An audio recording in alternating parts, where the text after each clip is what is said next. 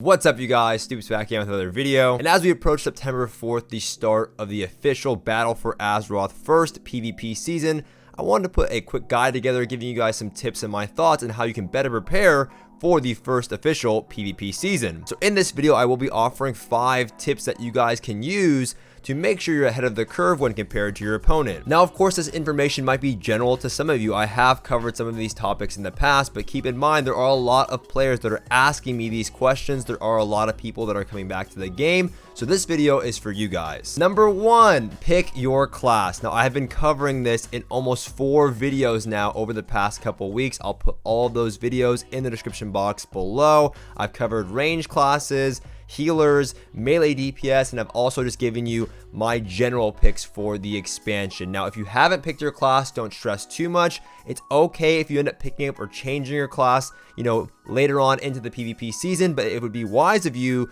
to try and just pick a class for now, get comfortable with it, and then go from there. Number 2, well, now that you picked your class, probably the most important one on this list is to make sure you have the correct gear or get the best gear possible, as well as the correct Azeroth traits. Now, I know this can be a little overwhelming for a lot of people. A lot of people are unsure when it comes to their Azeroth traits, and I do have some information out there that should be useful to most of you. Now, recently I was shown Bloodmallet.com, and this might be old information to some of you, but for returning players, it is simply a DPS simulator that shows you all of the best Azeroth traits in terms of DPS. It also shows you all of the best trinkets, just the gear in general. So for example, if I'm searching under Demon Hunter, I can go to my Azeroth traits and it'll show me the best Azeroth traits in terms of DPS. And you can also break down trinkets, and it'll show you, for example, the Dark Moon Deck Fathoms trinket is one of the highest simming DPS trinkets. And this works for everything, right? When it comes down to your Azeroth, you can go to your head and see what the highest DPS helmets are. And you can use this to further break down which items you're going to be looking for when it comes to the start of the arena PvP season. Now, of course, you will not be able to acquire all of these items before the start of the arena season. Maybe some of you will if you're quite lucky, but do your best to acquire most of these items. And you will also notice that on Bloodmallet, there is no healer list. However, I do have a solution to that as well. If you head over to Wowhead.com, you will also find best in slot gear for various classes, and this also includes healers. However, there is no simulation-based method to determine how much healing output it's going to do. However, you can still see your best in slots. But I do want to point out, though, that for melee DPS or DPS in general, going with the items that produce the highest amount of DPS is probably a safe bet for the start of this season. However, there are some traits that are designed for PvP, specific traits that, for example, if you get stun locked or knocked back, you do receive a little amount of healing, and this might be a little bit more crucial for healers. For example, Whoopi recently put out a guide, and Wowhead in general has hired a lot of new authors for PvP to kind of give their thoughts on which Azeroth traits might be best for PvP. For DPS, in my mind, there might be maybe 1 or 2 traits that might be useful. However, just going with the highest DPS is a safe bet. But in terms of healers, sometimes producing the highest amount of healing per second, or HPS, is not going to be your best bet. For example, for Mistweavers and on the Wowhead guide that will be put out, you can always search your own class on Wowhead in terms of PvP.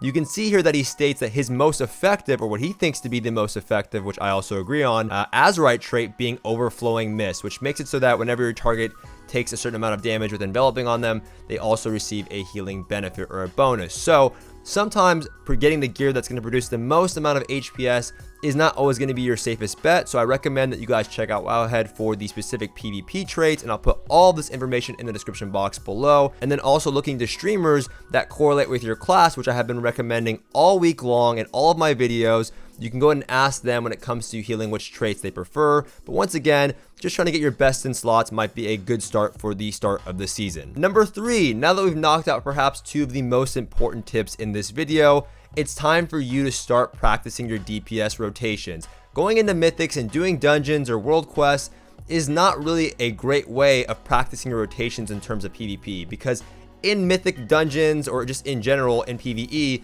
the mob just kind of sits there. Maybe it runs around, but everything is scripted. You're not able in PvP most of the time to really do your full rotation and just maximize your DPS. It feels a lot different. The interactions are different. So just queuing up for a few skirmishes here and there, or doing a couple BGs, or participating even better in World PvP might be a good way to better prepare you for the start of the arena season, so you can get your feet wet before jumping into competitive play. Number 4, now that you've been practicing, you have the right gear in the right class, it's important to make sure that your UI is up to date for PvP. Make sure you have the right add-ons, and then make sure you have the right macros and key bindings. Now for key bindings, I know that is from person to person. Everyone has their own preference, and for macros as well in some ways, but I have information on all of these topics in the description box below. I've made videos on all these topics. Some of them might be a little bit more, I don't know, they're still up to date, but I recorded them months and months ago, and if I do update them in the future, I will correct the links in the description box below and make sure they're up to date with the most relevant video. If you're unsure how to set up a proper UI,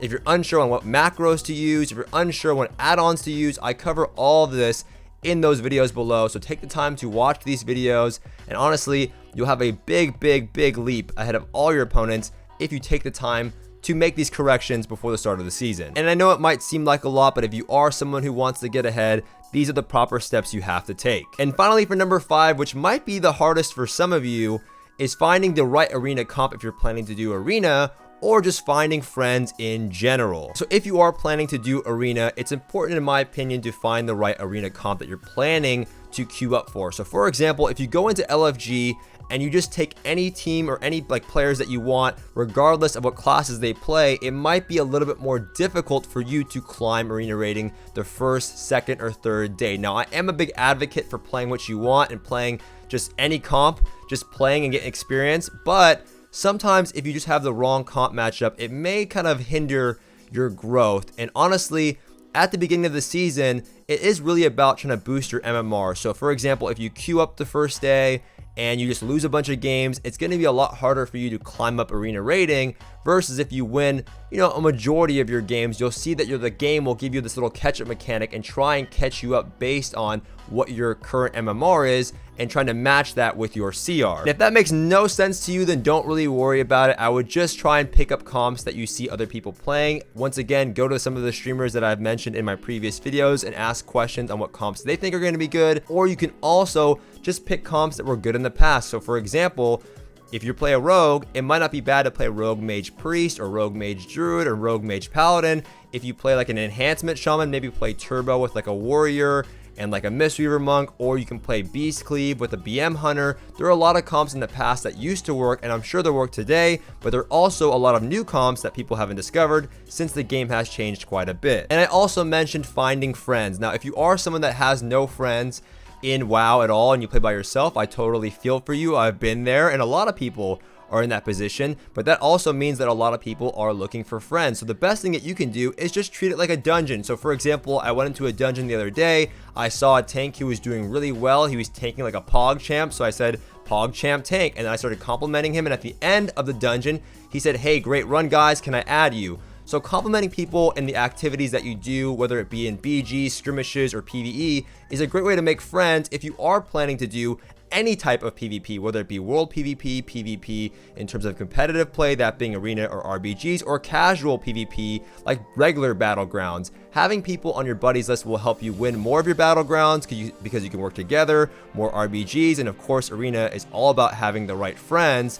So doing this and going out of your way to make friends is one of the most important things when it comes to being successful in WoW PvP. But those are just my quick tips, you guys. I know some of them are quite general, but there are a lot of people returning to the game, and I wanted to put this video out there. If you are looking for a more in-depth PvP video, specifically when it comes to arena, I will also include that video in the description box below. That's gonna do it for this video, you guys. I hope you enjoyed it. If you did, be sure to give the video a thumbs up. If you have any more questions regarding my tips or any of the things I mentioned in this video, you can leave those in the description box below, and I'll get back to you as soon as I can. As always, try not to miss me on my Twitch live stream where I answer all of your guys' questions in depth. Do not forget to subscribe, and I'll see you guys next time.